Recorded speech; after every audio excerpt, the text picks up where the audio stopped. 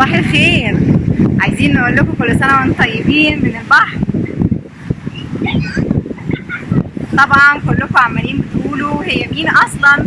انا صاحبة قناة العاب حمزة، ودي مريم بطلة الحلقات كلها، عائلة مريم. وكمان في معانا مين صديقنا؟ مين؟ حمزة. تعالى يا حمزة، تعالى. في معانا مين صديقنا؟ حمزة اللي اسم القناة على اسمه، العاب حمزة. يا رب تكون قناة العاب حمزة بتعجبكم، ويا رب كل اصدقائي يكونوا بيتبسطوا من الفيديوهات اللي احنا بننزلها. حمزة بعد ما طلع من البحر نام، بعد ما طلع عينه من كتر اللعب، بعد ما اخد البتان والبلاك. ودلوقتي هنشوف حلقة خروف العيد وقصة سيدنا إبراهيم. يا رب تعجبكم.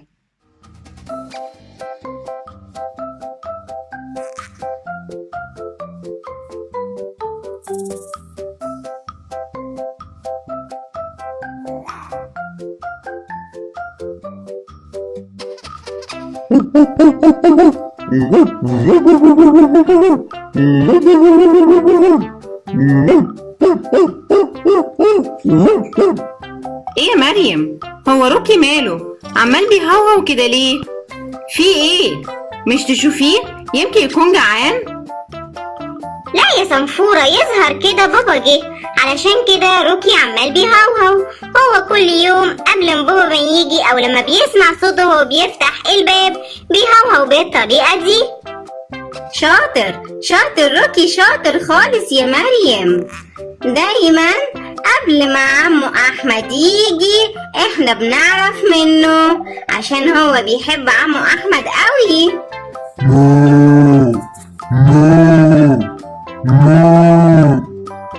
ايه ده؟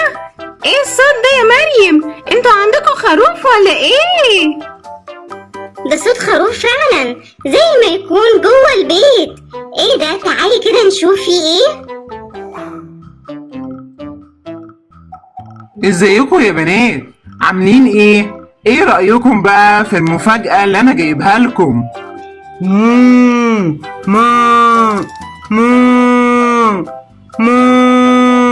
ايه ده يا عمو؟ انت جبت خروف؟ الله الله، حلو قوي يا عمو. ده بمناسبة ايه؟ ايه ده؟ معقولة يا صنفورة انتي مش عارفة؟ ده بمناسبة عيد الأضحى، كل سنة وانتوا طيبين. وايه عيد الاضحى ده يا عمو احمد؟ بيعملوا فيه ايه؟ بياكلوا فيه الكحك والبتيفور؟ ايه ده يا فريدة؟ معقولة انتي مش عارفة ايه هو عيد الأضحى؟ طيب تحبوا اقول لكم عيد الأضحى ده عبارة عن ايه؟ وايه قصته؟ ايه رأيك يا مريم؟ ايه رأيك يا صنفورة انتي وفريدة؟ طبعا يا عمو احمد، انا عايزة اعرف ايه هي قصة عيد الاضحى. ايوه يا بابا، انا عايزة كمان اعرف.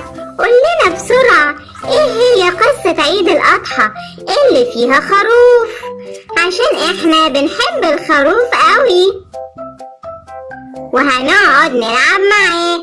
صح يا فريدة؟ صح طبعا يا مريم، انا عايزة قوي العب مع الخروف واقول له ما ما ما ما. يلا يا خروف العب معاك ما. طيب يلا بينا يا بنات نقعد عشان احكي لكم حدوتة عيد الاضحى، وليه اتسمى بعيد الاضحى، وايه اللي جاب الخروف في عيد الاضحى. يلا بينا يا عمو بسرعة، يلا بينا يا عمو بسرعة، احكي لنا الحدوتة. طبعا كلنا عارفين سيدنا ابراهيم. مين يا بابا سيدنا ابراهيم؟ سيدنا ابراهيم يا مريم نبي من الانبياء. ايوه طبعا يا عمو، انا عارفة سيدنا ابراهيم، وكمان سيدنا اسماعيل ابنه.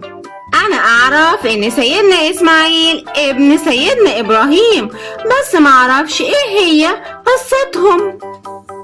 قصة الخروف بقى بتبدأ من حلمه سيدنا ابراهيم. حلم ايه بقى يا عمو احمد؟ وايه اللي خلاه يحلم بالخروف في الحلم. لا يا فريدة، هو ما حلمش بخروف ولا حاجة، هو حلم إن هو بيذبح ابنه. ايه ده؟ معقولة يا عمو؟ حلم بكده ازاي؟ طب وايه المشكلة يا بابا؟ حتى لو حلم بكده ده حلم، يعني ما فيهوش اي حاجة تخوف. لا طبعا يا مريم، الحلم الأنبياء مش زي الحلم عند الناس العادية. يعني ايه يا عمو احمد؟ يعني الحلم عند الانبياء بيتحقق ولا ايه؟ بالظبط يا فريدة، الحلم عند الأنبياء لازم ينفذوه، لأن ده ما بيبقاش حلم، دي بتبقى رؤية من ربنا بيبعتها له وهو لازم ينفذها.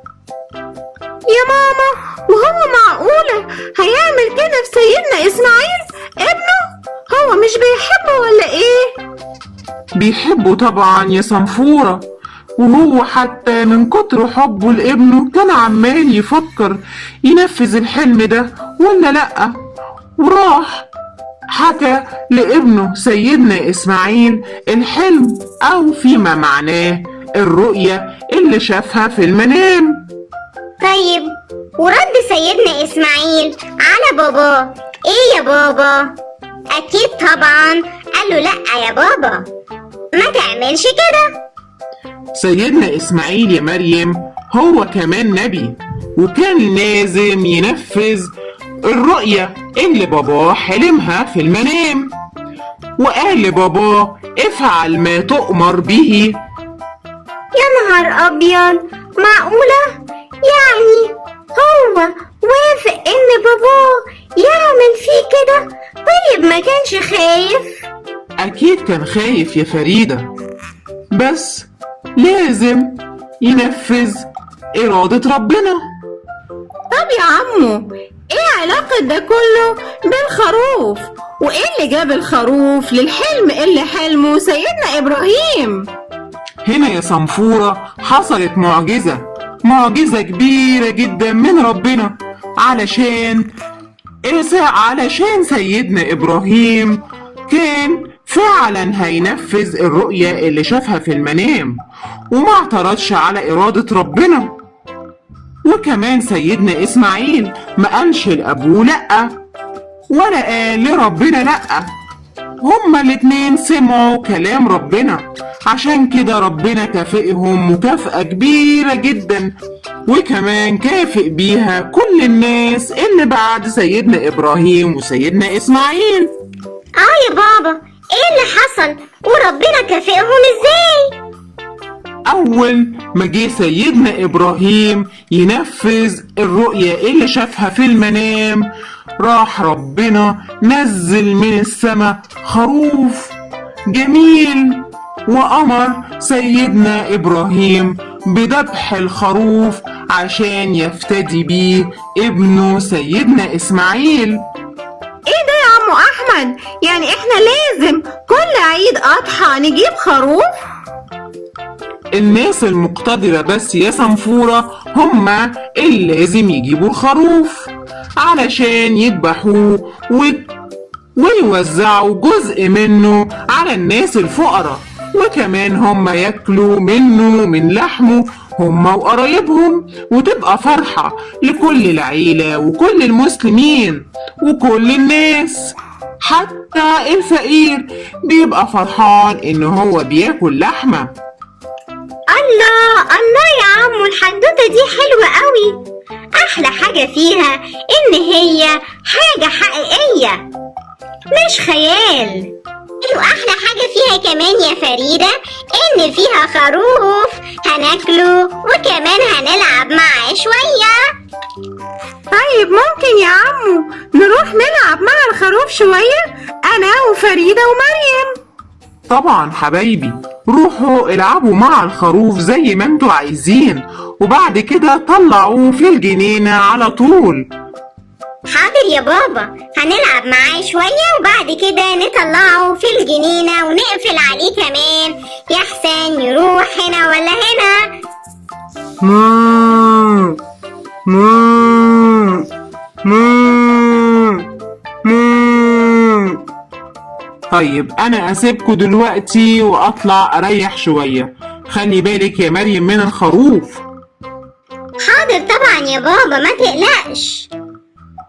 يلا يا صنفورة، يلا يا فريدة، تعالي نلعب مع الخروف شوية ونشوف روكي هيعمل ايه معاه.